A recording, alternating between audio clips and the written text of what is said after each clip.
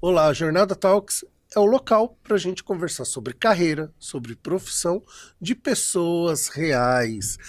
Quando a gente fala de carreira, quando a gente fala de profissão, é ilusão achar que tudo é perfeito. Tem picos, tem vales, tem desafios, tem sucessos, algumas vezes não tanto sucesso, mas é muito bom quando a gente conversa com pessoas que vêm do mundo real para tirarmos aquela imagem de fórmula perfeita, de carreira meteórica, que pode existir, mas não é a regra. E hoje eu vou conversar com o Carlos.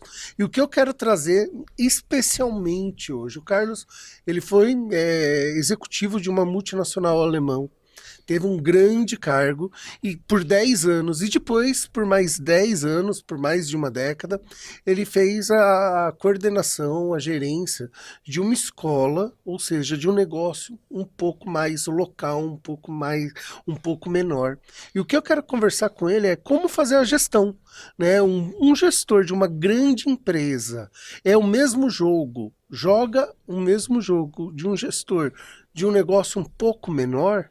E isso você vai, durante a nossa conversa, compreender melhor. Carlos, obrigado de ter vindo hoje. Eu realmente estou bem feliz da gente fazer esse bate-papo, porque eu sinto que existe uma ilusão, né, muitas vezes, do executivo que sai de uma grande multinacional, ou vai para uma empresa menor, ou abre o seu negócio e vai com aquela ideia de fazer a gestão exatamente da mesma forma. E a gente percebe que nem sempre isso dá certo, né? Na sua experiência, qual é a principal diferença de fazer gestão em uma multinacional e fazer a gestão em um negócio local, às vezes um negócio familiar ou uma empresa um pouco menor? Para mim é um prazer aqui estar contigo, Fernando. Acho que essas trocas de experiências, como você acabou de colocar, é importante porque existe aí às vezes muita fantasia e muita nuvem colocada de forma a achar que é simples uma mudança. Uhum. A mudança é simples, eu acho que de acordo com o que está acontecendo em volta daquela pessoa, de como a pessoa encara a mudança. Então, como você disse, empresas de porte diferente, e às vezes empresas de porte diferente, até da mesma área, ela vai apresentar desafios totalmente diferentes, principalmente, no meu ver, por quê? Quanto maior a empresa e mais estruturada, e aí eu posso dizer que eu tive uma certa vantagem de começar a minha carreira em empresas altamente estruturadas, é que você tem todo um suporte de pessoas, de ferramentas, de infraestrutura, que com certeza você não vai encontrar em empresas menores ou até naquela empresa que você sonha, talvez você mesmo criar. Então a primeira coisa que você deve pensar, quando você está se propondo a uma mudança, eu estou suficientemente embasado ou eu tenho um conhecimento, vamos dizer assim, de fundamentos que me permitam atuar sem uma equipe de apoio? Sensacional. Então é muito simples eu estar numa empresa como um Serpro ou como uma Siemens, que eu trabalhei um CPQD, que eu trabalhei, em que você tem quase que, não vou dizer recursos infinitos à sua disposição, mas provavelmente boa gama de recursos estão ali quase que disponíveis para você. Eu preciso de uma pessoa da área financeira, ele vem me apoiar. Eu sou técnico, eu sou da área de informática. Meu conhecimento, vamos dizer assim, de gestão administrativa financeira, ela foi conquistada conforme eu fui evoluindo na minha carreira. Mas hoje tem um problema, preciso de um financeiro, chama a equipe de finanças. Preciso de marketing, chama a equipe de marketing. E eu sozinho? Ou eu numa escola pequena, no interior de São Paulo, eu tenho que ser essa pessoa. Ou, se a escola tiver recursos financeiros, o que não é uma normalidade, eu vou terceirizar esse conhecimento. Mas se eu terceirizo, quem eu estou trazendo para ser meu parceiro? Alguém que conhece minha cultura, Será que ele conhece? Quanto tempo ele levaria para poder conhecer a minha cultura? Então, eu acho que a principal diferença, concordando até com o que você colocou, é isso. Eu estou principalmente quando eu vou de uma maior para uma menor. De uma menor para maior, você estaria fazendo talvez até uma nova carreira de aprendizado. Agora, da maior para menor. O importante eu vou trazer um conhecimento, que não é só meu. Uhum. Eu tenho que trazer o conhecimento de toda essa organização ou das organizações que eu fiz parte e lá no meu mundo novo saber como que eu vou aplicar fundamentos, talvez não práticas, Uhum. porque a prática talvez seja impossível por falta de recurso pessoal, recurso financeiro, de tempo, né? Tempo. A gente sabe que o tempo na grande organização ele tem um tempo diferente da pequena organização. Uhum. Então, eu acho que se você teve uma carreira que foi produtiva, foi boa, que trouxe muito conhecimento, então esse conhecimento é importante. Você traz. Porque você está trazendo, na realidade, fundamentos. Mas você tem que saber e ter certeza que provavelmente você não vai encontrar isso numa empresa menor, e muito menos se for uma empresa que você vai começar do zero, você vai criar. Uhum. Então, acho que esse é o primeiro balanço que você tem que fazer. Um ponto que você traz que eu acho que é bem importante são os ambientes e os cenários diferentes, né? A gente estava conversando um pouco antes de entrar que não é um melhor que o outro, são só jogos Sim. diferentes, Sim. né? Então, assim, eu estava comentando com o Carlos, né? Eu sei jogar um jogo muito bom de empresas até um certo tamanho. Para empresas maiores, o tempo de decisão, o olhar que às vezes não é de 5 anos, é de 15, 20, 30 anos, é algo que me incomoda um pouco, porque não é um jogo que eu tenho, não está nem tão ligado com o meu perfil, né? E o inverso também é verdade, Sim. né? Você sair de uma grande empresa para abrir o seu negócio ou para uma empresa menor, você muitas vezes precisa assumir um papel mais executor do que gestor mesmo. Totalmente correto. E aonde está justamente essa diferença em relação ao tempo? Porque numa grande empresa, você tem a pessoa que vai tomar decisões do curtíssimo prazo. E você tem as pessoas do médio prazo e vocês têm a pessoa do longo prazo. Numa empresa pequena, todas têm que conviver provavelmente na mesma pessoa. Às vezes você pode ter uma diferenciação. No colégio a gente acabou chegando num modelo um pouco assim, em que você, vamos dizer, deixava um pouquinho mais para a equipe pedagógica e para a equipe administrativo-financeira cuidar, vamos dizer, das coisas do corriqueiro, da coisa do imediato, do atendimento ao pai que tem um problema, ou de um aluno, ou de uma conta, né? E a diretoria, os diretores, né? Dois. Não era um conselho de diretores. Não era um conselho. Já pensando um pouquinho mais, o próximo ano vai ter a virada, tem o segundo semestre. Então você até consegue um pouquinho, mas com certeza, você, para um modelo menor, você, vamos dizer assim, tem que ser mais multifuncional. E olha que assim, a gente está falando de uma escola, quantos funcionários tinham? Nós chegamos a ter aí mais de 100 funcionários, porque nós temos todo o ciclo, né? Do berçário até o ensino médio, e você chegando no ensino médio, você tem professores que são horistas, vamos chamar assim, e você começa a ter um volume grande. Então nós tínhamos uma escola aí de 400 alunos com mais de 100 funcionários. Eu perguntei isso só para a gente ter uma ordem de grandeza, né? Porque acabam sendo grandes, se for ver o volume de pessoas que nós trabalhamos. Não é uma empresa pequena. Não é ali vamos dizer, talvez um comércio que você está lidando com 4, 5 pessoas e ali se basta, né? Você tem um envolvimento de um número de pessoas totalmente diferente. Outro ponto que eu acho que é bastante importante também, que para mim foi bastante diferença nessas sequências de empresas que eu trabalhei, é o perfil do cliente, né? Eu tive clientes diferentes nas 4, vamos dizer, nas 5 grandes modelos de empresa que eu trabalhei, né? Eu comecei numa empresa pública, que é o SEPRO, então meu cliente era o governo federal. Tá bom. Era uma estatal que presta serviço para a Receita Federal. Depois eu vou para uma Siemens, que é uma corporação que trabalha tanto com clientes corporativos como com clientes de varejo. Mas Uhum. já é um público, vamos dizer, privado, já não é um público público, né? Sim. Depois eu fui para a escola dar aula, né? Então, da aula você tem um aluno, que de uma certa forma é o meu Total. cliente, né? Aham. Depois eu vou para um CPQD, que é uma empresa de pesquisa, então você também trabalha com corporação. E daí eu venho para a escola que tem dois clientes, e são dois clientes muitas vezes com visões diferentes. Que são os pais, que têm objetivos para os seus filhos, E a e tem os criança? filhos que têm os seus próprios objetivos. Então, Total. essa multiplicidade de clientes também é importante na hora de decidir. Será que o modelo de empresa que eu trabalhava tem um conjunto de clientes que permitiam certos relacionamentos que eu vou conseguir ter nesse novo modelo?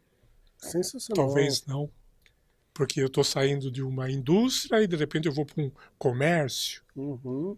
Ou no meu caso, sair de empresas aí corporativas, eu vou para uma escola que tem também uma relação muito diferente, vamos dizer assim, a própria escola tem um perfil de se colocar como não muito empresa, né? Eles não têm essa pegada e acaba sendo um negócio também. É total. Assim, eu tenho uma frase que eu gosto sempre de falar assim, que até a ONG tem que dar lucro, né? E eu percebo, não sei se é uma visão sua também, que empresas do setor que não se colocam como uma organização, como uma empresa, tipo escola, tipo toda essa galera da área de saúde, terapia, tem uma pegada que também cai por esse lado, né? Porque você tá levando bem, você tá levando educação, tal, tal, tal, e não se colocar como empresa é um risco muito grande, porque sem famílias, sem funcionários, são 100 famílias. E 400 alunos, Se você não der lucro, como 300 você famílias. faz? Né? Eu acho que a gente tem duas coisas que para mim, assim, de uma certa forma são, não sei se eu posso chamar de estigmas, tá? Tá. Uma é uma herança que vem aí, eu acho que do século XX, 19 para 20, Ah, e que a gente, eu acho que ainda carrega, que é, por isso que eu falo muito essa questão de fundamentos, né? Que a gente carrega, eu acho que o estigma da especialização. tá bom, Quando eu falo especialização é o seguinte, eu construo caixinha e as verdades estão dentro da caixinha. tá bom. Então eu tenho a grande empresa, a corporação, eu tenho a escola, eu tenho empresa pequena, eu tenho empresa grande, e cada uma acaba criando uma versão do mundo que é válida para ela, e ela vê, às vezes, pouca oportunidade se ela não precisa do outro mundo. Tanto é que aí, se a gente olhar mais para aqui para o final do século XX, né, o termo benchmarking, né, surgiu como uma grande ferramental. E o que para mim vem a ser isso? Na realidade é o seguinte, vamos ouvir o outro, vamos ver Total, a outra caixinha. Será que a outra total. caixinha não tem uma prática que eu Que pode possa ser trazer útil para para mim? mim. Tanto é que, a partir de um certo momento, se separou salto de qualidade de melhoria contínua. Melhoria contínua você faz ali na sua casa. Você Uhum. quer salto de qualidade, vai fazer benchmark. Tem o Interessante. problema de logística. Quem é o melhor de logística? É a empresa de aviação. Eu sou uma escola, não interessa, eu vou ouvir a empresa de aviação. Eu acho que esse é um primeiro ponto. O segundo ponto, eu acho que vem com essa questão que, a partir de um certo momento, e talvez tenha viés ideológicos por trás ou não, não sei dizer, mas a palavra lucro ficou Pesada. pejorativo. Tanto é que eu tento sempre evitar, eu prefiro falar em resultado Tá bom. e sustentabilidade. Até para a gente ser mais atual ainda. Por quê? Quem não quer uma empresa perene? É, Quem e não quer ser sustentável no tempo? Será que eu não quero que a minha criação ela continue depois da minha existência? Então, isso que você está trazendo é bem interessante, porque assim, o lucro, eu concordo plenamente contigo, né? Ganhou um peso muito negativo, como se fosse alguém tirando proveito, Exploração, né? exploração, né? E isso é um risco muito grande que eu vejo, né? Porque toda empresa precisa ter lucro, né? O Pondé? É o Pondé.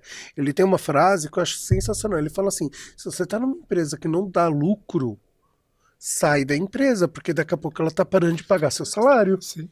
É simples, né? A sua casa, você não Você tem que quer fazer a gestão. sobra de seu salário É para isso. você poder viajar, É trocar isso. o carro. É o lucro. Se Total. for olhar, é o seguinte: é o É o lucro. lucro. É o seu É lucro. o meu lucro. E a empresa tem que ter, né, esse mesmo viés. Tem um livro, inclusive, tá? Que eu recomendo a todo mundo que quer abrir um negócio que chama Lucro Primeiro. É um livro bem bacana e o Carlos Martins, eu vi uma palestra dele que ele fala que usou esse conceito, tá? Qual foi a ideia? Ele tinha uma escola de inglês, uma baita franquia, né? E tinha muitas vendas, mas não tinha lucro, não tinha resultado, tá? E chegou um momento que ele tinha inaugurado não sei quantas escolas sem resultado. E ele tomou uma decisão. Ele falou: para cada venda que eu fizer, eu já vou reservar a porção de lucro que está determinado. E depois eu vou ajustar todas as contas e Acontece. investimentos. Isso nada mais é do que plano de negócio. Sim. Né? Que você pega uma multinacional, às vezes você faz plano de negócio de 5, 10, 15, 20 anos. Sim. Né? E um empreendedor, um empresário, muitas vezes ele está trabalhando para pagar o boleto do fim do dia. Exato. Né? Teve um o período que eu estive na Siemens, hoje em dia não sei se é o mesmo modelo, mas todo novo negócio você fazia uma previsão de 5 anos Sim. de tentativa. Quer dizer, você assume que nesse período é um período que você vai explorar, às vezes, um novo mercado, você está se posicionando, tem um período que você tem que fazer investimento, da onde vem o investimento? Do seu caixa, Ou do vem do lucro. caixa ou vem de empréstimo. Exato. Empréstimo, 13,5 de Selic ao ano. Fica meio complicado. E o dinheiro mais barato não é nem o seu, é o do seu cliente. Isso, exatamente. Então a gente tinha esse programa de, bom, é 5 anos. Outra coisa que era muito, não só lá, mas em outra empresa que eu trabalhei. Eu quero fazer um investimento, quero trazer uma tecnologia, tá bom. Ele vai trazer qual benefício? Na época, a poupança estava dando 12% ao ano. Uhum. Dá menos que 12%? Não é vantajoso. Eu não vou fazer. Exatamente. Traz alguma melhoria, talvez intangível, tudo bem. Tem o Mas tangível e mesmo a intangível. intangível tem Mas que tem ter que ser algum... muita consistência, não é o intangível, acho que. É o intangível com possibilidade de medição, melhorar o nível de qualidade do produto, a percepção do produto no mercado. Quer dizer, é um intangível mensurável, vamos chamar assim. Então, isso é fato. A gente tem que. E aí a forma como eu encontrei, principalmente dentro do colégio, foi fugir um pouquinho do jargão que eu tinha de empresas e trazer para um jargão que talvez fosse um pouco mais palatável para a equipe. Então, falar da perenidade da escola, que Legal. teríamos que crescer, teríamos que mudar a nossa infraestrutura, e para isso eu preciso, então, economizar esse ano, ter um resultado positivo, para o ano seguinte a gente estar numa situação um pouquinho melhor. Ó, o Carlos traz um troço, meu lado mineiro falando um pouquinho, que é sensacional. Veja, a responsabilidade da comunicação é de quem fala, não de quem ouve. Sim. Né? Então, o primeiro ponto, não o primeiro, mas um dos pontos é você ajustar a sua comunicação para o novo público que você vai conversar. Com certeza. Né? E o que eu percebo de falhas por ruído de comunicação, eu acho que aí é um achismo mesmo, porque eu não tenho nenhum estudo para isso, mas eu imagino que é o número um dos problemas é Do, falha de do comunicação em que eu, toda do empresa. que eu li e do que eu posso dizer que eu vivenciei, 100%. É. 100% porque, como você se até existe práticas, né? A gente colocou isso na escola, a escola tentava praticar também isso, né? É você, na sua comunicação, você já, junto com a própria comunicação, você vai colocar algum recurso para tentar ver se você teve o entendimento que você queria passar. Então você, por exemplo, você está conversando com a sua equipe, ou está conversando ali um feedback com uma pessoa, você dá um retorno, ou dá uma decisão, e você já, de imediato, você já que se pergunta que entendimento houve. Isso é uma Legal. prática muito, vamos dizer assim, teoricamente é simples, aumenta um pouco o tempo da conversa, Aham. né? Mas você evita. A comunicação o ser humano o nosso convívio social. Ele é todo calcado em comunicação. Ah, E a total. comunicação não é só a fala verbal Não, expressa, é a não verbal, é por gesto, né? Eu principalmente a sou não verbal. italiano aqui, né? Então o braço aqui vai para lá e para cá todo momento, né? O não verbal é tão ou mais importante porque você, né, vem do coração, vem da alma Sim. da pessoa, né? Tem uma porcentagem que diz o seguinte: mais ou menos 7% é a escrita, 15% é a escrita mais falada e 85% é comunicação não verbal. Então, Deve ser isso você mesmo. imagina por isso que muitas vezes, dentro de empresa, dentro de família, dentro de tudo quanto é lugar, dá tanto problema de Ah, mensagem. com certeza. Eu brinco, sabe, que eu falo assim, poxa, eu tinha que ser Machado de Assis para conseguir expressar tão bem escrito o que eu quero dizer, É. né? Porque eu estou usando 7% do recurso que eu tenho, que muitas vezes, com linguagem corporal, tom de voz e fala, eu não consigo expressar. Como que eu vou depositar a É, expectativa em 7%?